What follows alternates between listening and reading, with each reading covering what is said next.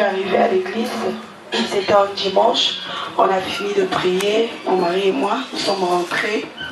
La nuit, on s'est disputé un peu et j'entendais une voix qui me disait « Va à la fenêtre, jette-toi à la fenêtre ». Je me suis levée, je suis partie vers la fenêtre, j'ai regardé. Il y a encore une voix qui me dit « Recule, sinon tu vas te jeter ». Je me suis reculée, je me suis habillée, j'ai dit je vais sortir. Mon mari me demande « Tu sors pour aller où ?» J'ai dit « Non, je vais prendre de l'air ». Il dit « Non, tu ne sors pas, viens rester ici ». Je viens, je reste sur le lit un moment. Je commençais à bouger. Et puis, je sais pas, c'est arrivé, mon mari, je commençais à déchirer les habits, parler n'importe comment, faisait des signes, je sais pas. Et puis, mon mari a appelé Maman Letty. Maman Letty a dit, ramenez-la chez moi.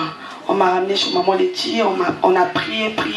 Quand on a prié, je me suis réveillée, j'ai vu que j'avais des habits déchirés. Et puis, j'ai demandé à Maman Letty, pourquoi on m'a emmenée ici? Elle me dit, non, c'est juste pour la prière. On a fini de prier, je suis repartie. En route, quand mon mari m'expliquait, j'ai dit non, ça c'est pas moi. Moi je peux pas devenir folle, c'est pas moi. Et j'ai douté, j'ai prié, j'ai dit si réellement ce que mon mari a dit, fais-moi voir. Je dors la nuit, je rêve une de mes cousines et ma petite soeur. On était dans une maison chez les féticheurs.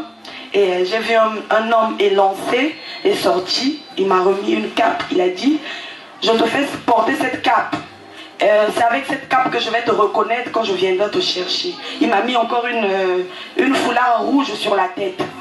Et puis en sortant, j'ai vu ma mère et ma tante rentrer aussi. J'ai dit, pourquoi maman est venue avec ma tante dans cette maison? En sortant, j'ai dit à ma petite soeur, à ma cousine, emmenez-moi tout droit à l'église. Emmenez-moi tout droit à la prière. En partant, je les ai dit, quand ces gens-là viendront me trouver, ils verront la Bible dans mon lit, ils vont dire que cette fille est vraiment têtue. Je me suis réveillée, il y a ma belle-sœur qui m'a ramené le téléphone, il dit, il y a Maman Letty qui t'appelle. Je cause avec Maman Letty, elle me demande, qu'est-ce que t'es arrivé? J'ai dit, je sais pas. Et puis je me suis souvenu que j'avais fait ce rêve plutôt. Et puis mon mari m'appelle et dit, apprête-toi, tu vas aller passer quelques jours chez maman pour les prières. Je me suis apprêtée, je suis partie, c'était le lundi matin maintenant. Lundi, mardi, mercredi, on a fini la prière ici en revenant à la maison. On a mangé comme on était en jeûne, on a fini de manger. Mon mari m'a appelé, on a causé, je suis partie dormir pour me réveiller à minuit pour la prière. Je dors, mais non, pour me réveiller, j'arrive pas à me réveiller. Je regarde comme ça, c'était mon corps qui était comme ça. Je regarde mon esprit, c'est mon corps. Pour la première fois, je voudrais rentrer dans mon corps pour me réveiller, j'arrive pas. J'ai essayé pour la deuxième fois, je n'arrive pas. Pour la troisième fois, je n'arrive pas. Et puis je vois Maman Letty rentrer pour chercher l'habit à faire porter à l'enfant. Et regarde comme ça, j'étais en train de me battre pour me réveiller. Elle prend sa bouche, dans le rêve, elle prend sa bouche, elle me souffle dessus.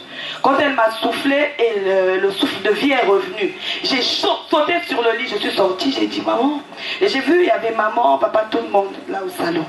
Je me suis assise, j'ai dit maman, je n'ai pas pu me réveiller. J'ai dormi, mais pour me réveiller, c'était tout un problème. J'ai rêvé ceci, cela, j'ai vu mon esprit, j'ai vu mon corps allongé comme ça, mais mon esprit était seulement dans la chambre. Ce n'était pas parti en dehors de la chambre, juste dans la chambre. Je voyais mon corps, mais j'arrivais pas à rentrer pour me réveiller.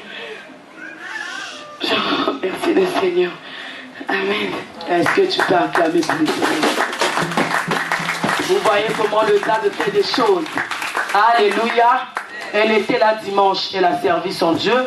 Et à 22h, son mari m'appelle au téléphone. Maman, ici, ça ne va pas. Dis, qu'est-ce qu'il y a? Oh non, mais ta fille ici, ce qu'elle fait ici, elle est devenue folle. Dis, quoi? Comment ça? Dit, maman, ça ne va pas. J'ai dit, mais Thierry n'est pas là, il a travaillé. S'il était là, il allait m'emmener là-bas. Il dit, maman, moi j'ai la voiture, je peux l'emmener. Je dis, il faut que tu l'emmènes. Il faut. J'ai eu sa belle-sœur, elle me dit, maman, là, elle déchire les vêtements. Je dis, oh. Mais on était avec elle à l'église. Je dis, Seigneur, tu ne vas pas nous faire cette honte-là.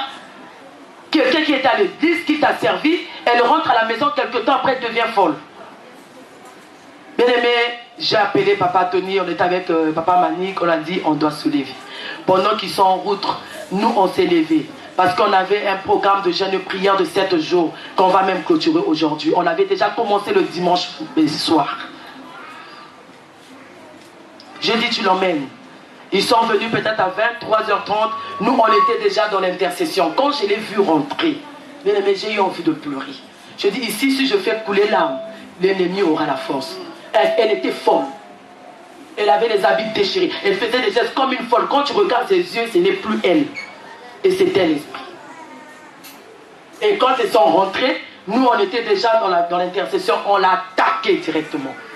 On a dit, nous avons l'autorité sur toi. Tu dois ordonner, tu dois libérer ce corps. Son corps est le temple du Saint-Esprit. Elle dit, si tu l'appelles, elle déchirait, elle tirait les vêtements comme ça. Même ce qu'elle avait à l'intérieur, c'était déjà déchiré. C'est sa belle-sœur qui est là, qui lui avait mis cette robe-là. Je dis, Seigneur, tu ne vas pas nous laisser comme ça. Je les mets 10 minutes seulement. 10 minutes. On a prié, on a intercédé. Le Saint-Esprit me dit, prends seulement l'huile d'olive. Mets l'onction, dit, par cette onction d'huile, l'esprit a crié, s'est agité, elle a libéré le corps. Et là où elle était, elle est restée assise et nous regardait, elle dit, maman, je suis ici, qu'est-ce que je suis venu faire ici? Dit, nous avons l'autorité. Nous avons le pouvoir sur les œuvres de l'ennemi. Est-ce que tu ne peux pas acclamer pour ça? Alléluia. Alléluia. Et après on lui a dit, dis Jésus. Elle n'arrivait pas. J'ai dit, dis Jésus. Elle n'arrivait pas. J'ai dit, donnez-moi un demi-verre de j'ai provoqué le sang de Jésus. Mettez-la dans sa bouche. Elle s'est battue même pour avaler de l'eau. On a dit, dis Jésus. Et elle a crié, Jésus. Le nom qui sauve.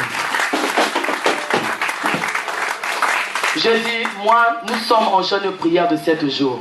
Tu restes là avec nous. J'ai appelé son mari, j'ai dit, il faut qu'elle revienne ici.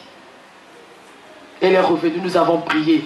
Comme le diable te tue, le diable dit, bon, va dormir, je t'aurai là-bas.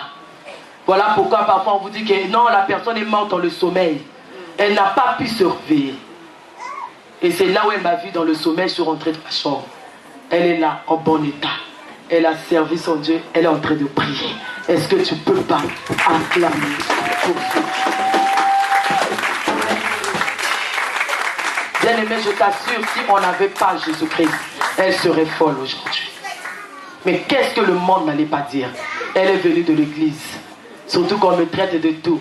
Franc-maçonnerie, magicien, elle est sorcière. On me traite de tout. Moi, je suis contente de ça parce que c'est ça qui me pousse à avancer. Mais qu'est-ce que le diable ne va pas dire?